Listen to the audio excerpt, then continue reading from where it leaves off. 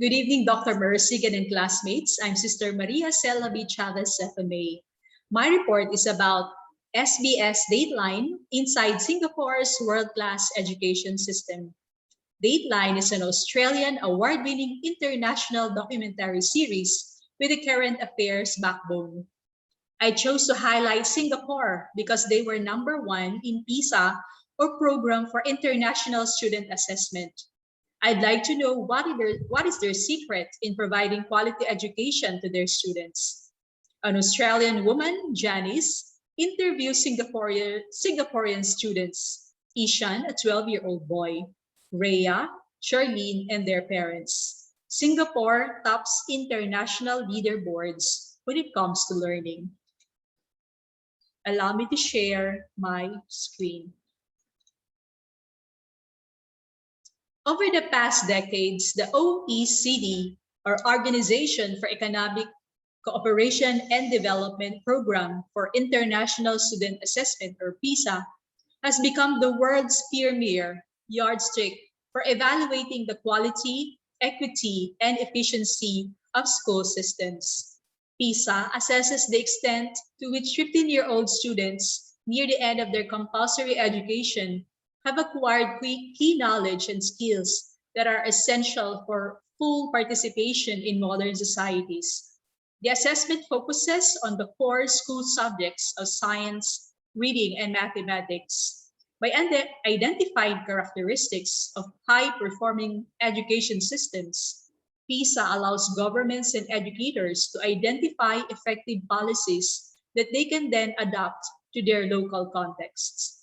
Approximately 540,000 students completed the assessment in 2015, representing about 29 million 15-year-olds in the schools of the 72 participating countries and economies. Singapore outperforms all other participating countries, economies in science. Japan, Estonia, Finland, and Canada, in descending order of mean science performance, are the four highest performing OECD countries. Some 8% of the students across OECD countries and 24% of students in Singapore are top performers in science, meaning that they are proficient at level 5 or 6. Students at these levels are sufficiently skilled in and knowledgeable about science to creatively and autonomously apply their knowledge and skills to a wide variety of situations, including unfamiliar ones. So we can see here an interview of Janice with Ishan's mom. So Ishan is a 12-year-old boy who is preparing for the national PSLE in Singapore. Janice, an Australian reporter, went to a Singaporean tuition class, which is for us known as enrichment class for math, owned by Ishan's mom. The approach these kids are using is called modeling, and it's just one of the unique methods of learning built into their curriculum.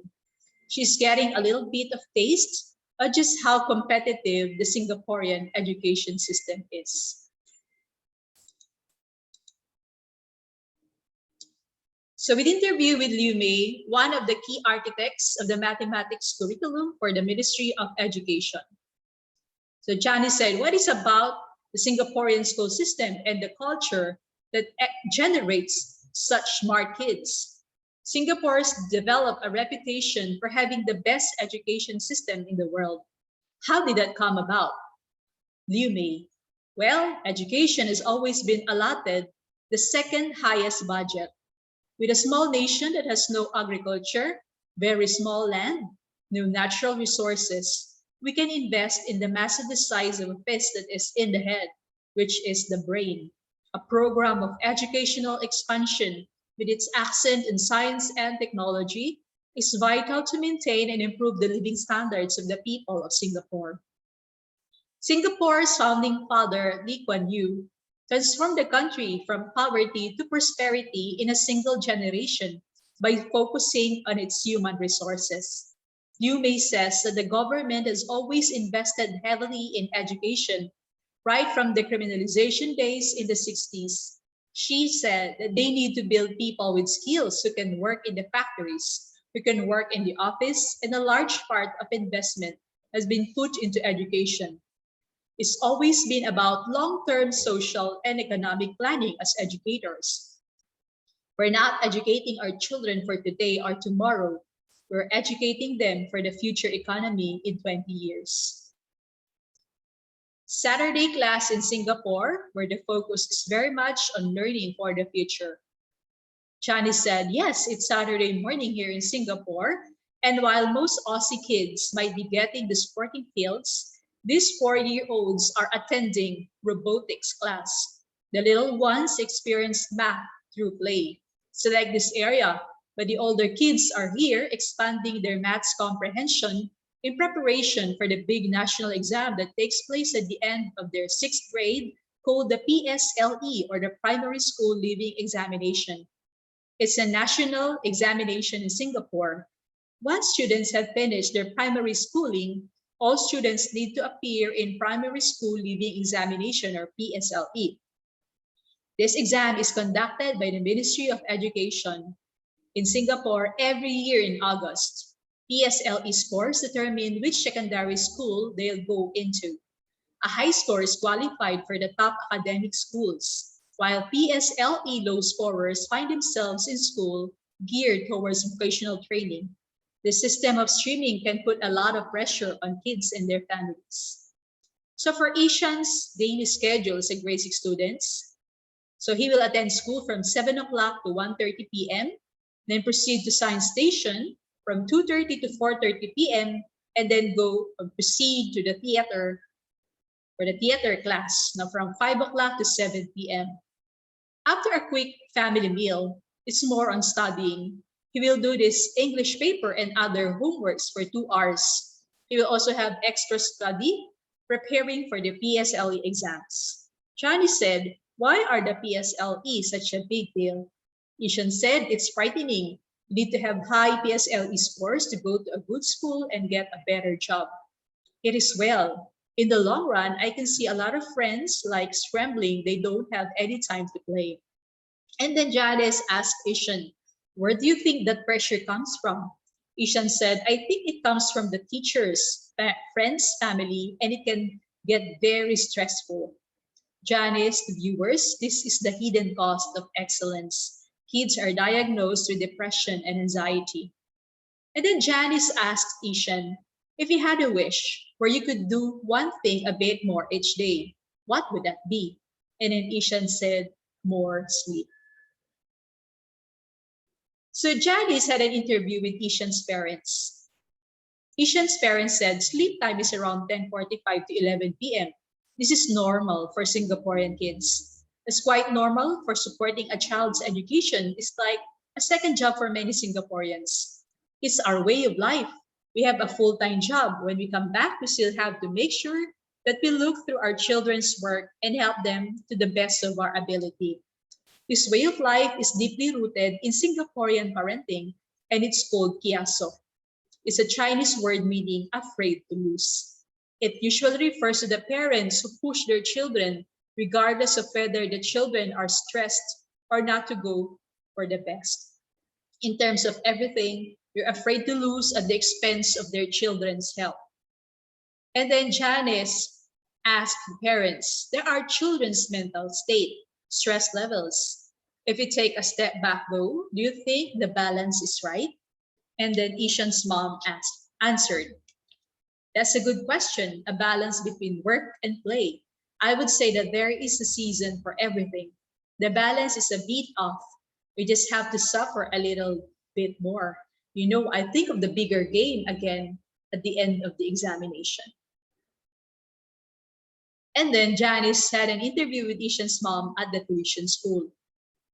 She's a former school teacher and now owns one of Singapore's largest math tuition companies. And then Johnny said they are preparing for their big exams. 70 of kids here attend after-school tuition classes. These 12-year-olds are learning advanced algebra. So what's the secret to the success of Singapore's education system? Ishan's mom responded, I felt that the secret lies with the way we teach in Singapore. She's more severe from rote learning to more critical thinking. If the education system here in Singapore is so well planned and thought of, Why it's necessary? One of the key principles in our Singapore education is leave the bottom, but not keep the top. In line with this principle, I feel that the tuition industry plays a supportive role. They can cater their curriculum to differentiated learning levels. If I have weaker students, I can offer a one-on-one basis to help the child bridge certain learning gaps. If I have stronger students learning in a group, we can help them achieve their fullest potential. And then Janice showed to the audience on the bulletin board. It's a ball of testimonials. It shows that our students really improved after they have attended our lessons. And to continue, in this tuition center, kids aren't the only ones going to school. The parents sit in on the class. We have a debriefing session for parents after lessons. It takes a village to raise a child. So they're going to listen to what the teacher has taught for the day and how they can go back to assist their children further. And then Johnny said, that's a bit of pressure on the parents as well. And then Ishan's mom responded, of course, it's pressure, it's a combination. And then Janice also had an interview at Singaporean High School Vocational Training. She said, I'm interested to find out more about what's at stake in this competition. So I'm visiting a Singaporean high school. If kids score low in their PSLE, they might end up at a school like this one with a focus on vocational training. Students are prepping for jobs in the retail or hospitality industries. There is a stigma around non-academic pathways, but 14-year-old Rhea has a different take on it. And then Rhea said, I enjoy coming to school. I don't dread it as much as I used to. Being placed in the vocational stream took the pressure off the rear and allowed her to re-examine what she wants out of her education. The school is part of the moving landscape of education in Singapore, shifting focus to preparing students for jobs in the real world. In Singapore, grade 3 students are taught by specialized math teachers. From year 3 onwards in Australia, specialized teaching doesn't start until high school, but there's a chronic shortage of math teachers. Less than 1 in 4 high school kids in Australia are taught by a qualified math teacher. So what can Australians do to catch up? Some of Australia's best teachers have come to Singapore to see exactly what makes its school system the best in the world. So what do they do in classrooms? And of course, how do they leverage technology? The first stop is the Nan Chau School. Primary school preparation is in full swing and the pressure is palpable. The Australian teachers are observing a science class with close to 40 students getting ready for their big exams. Every student has a device on their desk and is all connected to a special system run by the school. It's interesting seeing so many kids with their phones on the table. I notice now that when the teachers are talking, the kids have turned their devices around to face the front of the room. I've observed that this is a fantastic tactic for engagement so that the students are well tuned into the teacher and they're all listening to her. No one's on a device while she's speaking. Students in general show a great deal of respect for their teachers. They show a desire to learn and there are not many disruptions. This respect for teachers is seen across the social spectrum. Only applicants from the top 30 of graduates are accepted into a teaching degree. It pays well and is considered an elite role on par with a profession in management or accounting parents. Having spent time in the schools, they are very hardworking and teachers are very much appreciated. Their profile within the community is high. Denise, a principal from Australia, one of the observers, was impressed by the well-resourced classrooms and quality teaching staff. But she has concerns about the high-pressure exams at such a young age. High-stakes testing is a concern often. And I see that they're preparing for these tests that happen at the end of primary school for them then to choose a path beyond into secondary school. I'm not sure how that would work in our system. And I believe that must put a lot of pressure on the schools, on the teachers and the principals. The relentless pressure to succeed in the tests had devastating consequences. In 2018 alone, the Samaritans of Singapore, the country's leading mental health NGO, saw a 56% rise in young people asking for help. Janice told Asian, a lot of kids in Australia have a lot of free time in comparison to you. So they do a lot of things outdoors. They might do soccer or gymnastics. How do you feel about more doing? How do you feel about more doing more of that stuff? Ishan responded, I feel that if we have enough time to finish all the homework, that what they started in class, I think it's acceptable that we can have a little bit more time during the day and play with our friends and spend time with our family. And then Ishan's mom said, we would want to give our children many opportunities to be successful, and we have to balance that between pushing them, monitoring their stress levels, and knowing when to let go. We want to stress responsibility, being hardworking, and diligence, because I believe that these are the values that will bring our children fire in life. It's not just the academic results. So, for my personal reflection, Singapore is enjoying its prestige of having a world-class education system. However, there is a downside of high-stake testing and too much academic pressure, even at a very young age. Imagine the pressure of not being able to go to a good school if you have low scores in PSLE after grade 6. Their young people are experiencing a lot of pressure from the expectations of their culture, parents, school, government, and society. We have seen in this documentary film that Ishan, young as he is, longs for a longer sleep. His daily schedule is filled up that there is no more room for rest, play, free time, and socializing with friends. Charlene has depression and anxiety.